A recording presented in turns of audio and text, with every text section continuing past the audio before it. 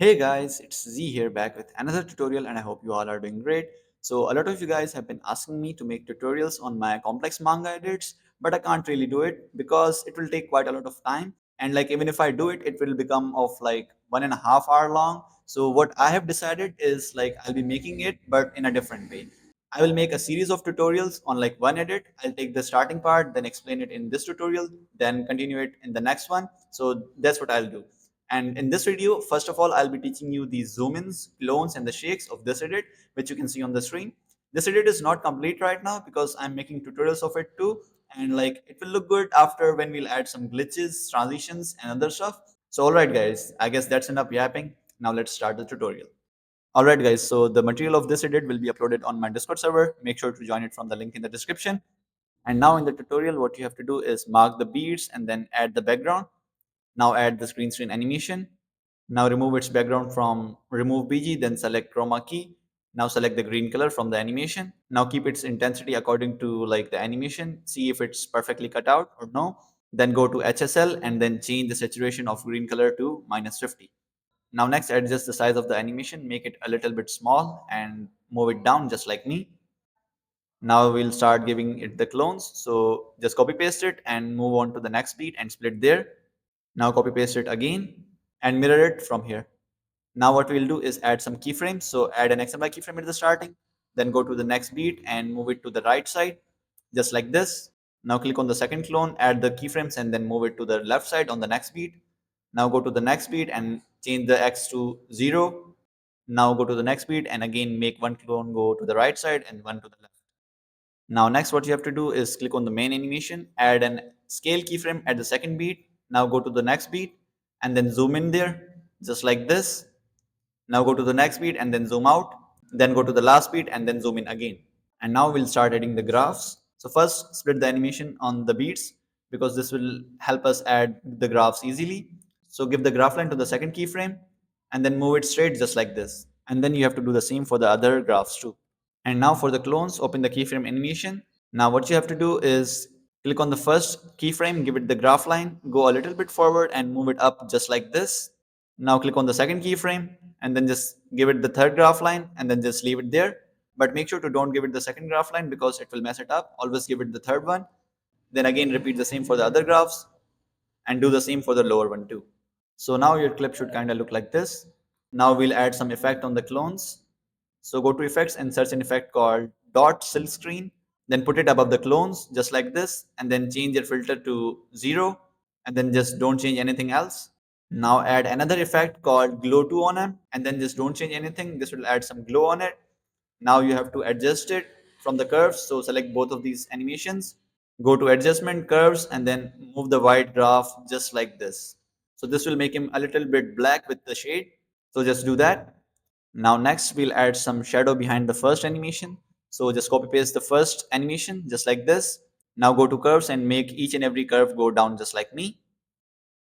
Now search an effect called blur and put it on the animation. And there you have it. You can have this blur on your animation too. Now you just need to export this clip and then now next we'll add some zoom ins and zoom outs on it. So just export this now. Alright guys, after exporting it, import it back in your timeline and now we'll start adding the scale keyframes on it. So add a scale keyframe at the starting, then go to the next beat, add one there. Now go a little bit right from the middle of the beat, add one there. Now at the starting, zoom in and also zoom in at the third keyframe.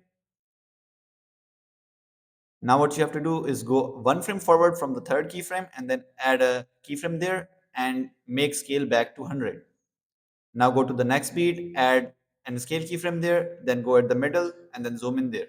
So these will be the zoom ins and zoom out which we'll add in this clip. And now let's move on to the graphs. Okay, so guys, so open the keyframe animations, then give the graph line to the first keyframe and move it a little bit down just like this.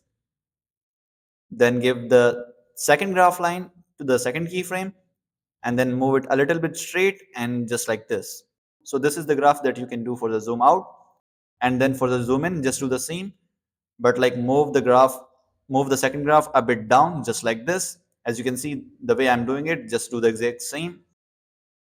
Now select all of these keyframes and then paste it at the next beat and then adjust it according to the beat and then you will be good to go. Now next what we will do is like give it the Y movement. So for that what you have to do is add an X and Y keyframe to all of these keyframes. Where you put the scale keyframe, just put the X and Y keyframe there too.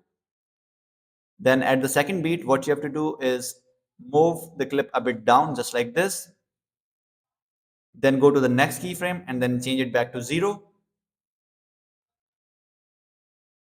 Now go to the next keyframe and then again move it a bit down just like this. Now at the next beat, just move it back to 0 again, then go one frame forward and then move it down again. Then at the next keyframe back to 0. Just repeat the same in the last beat too. Alright guys, now it's the time for the graph. So open the keyframe animation and open the Y graphs. Now give the graph line to the keyframe and then move it straight just like this. Now for the next graph, select this middle keyframe and then give this second graph line. Now move it straight just like this from the starting and at the end too. And then you have to do the same for the other middle keyframes too. Just give them the second graph line and then just move them straight from the starting and also at the end. So guys, just do exactly the same graphs as I am doing here. Otherwise it won't look that good. So just copy me.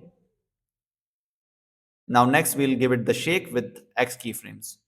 So for that what you have to do is open the X graph and then go 2 frames forward from the clip and then add a keyframe from here. Then go 4 frames forward, add a keyframe from here. Now go close to the second beat and then add a keyframe there too. Just like here, remove the other keyframes. Now what you have to do is move the first keyframe up just like this, that its value should become at least like 80. Then select the second keyframe and move it down just like this. Then the third keyframe and move it up. Then the fourth keyframe and move it a little bit up. Now you have to add graph to these two. So select this third keyframe and give it the graph and move it up just like this. Then select the next keyframe, give it the second graph line, and then just do exactly same as I'm doing here. Now you have to select this shake and then paste it to the next beat. Now you have to adjust it according to the beat. So just do exactly what I'm doing here. Just move the keyframe a little bit forward and set it according to the beat. So guys, this is how your clip should look now. Now we'll give it the rotation keyframes. So add a rotation keyframe at the starting, one at the next beat. Now open the rotation graphs. Now give it the graph line and move it a little bit up. Then go to the second keyframe, give it the graph line and move it a little bit down just like this. Now you just only have to copy paste the keyframes to the next beats and then set them according to the beat and then you'll be good to go. Alright guys, now the last thing that you have to do is export this now, import it back in your timeline and give it motion blur. Keep everything normal, just change blur to 60, wait for it to be applied and then there you have it, you are good to go with this clip. Now in the next tutorial, I'll cover the next 8 beats. So stay tuned for that. See you guys in another video. Till then, bye bye.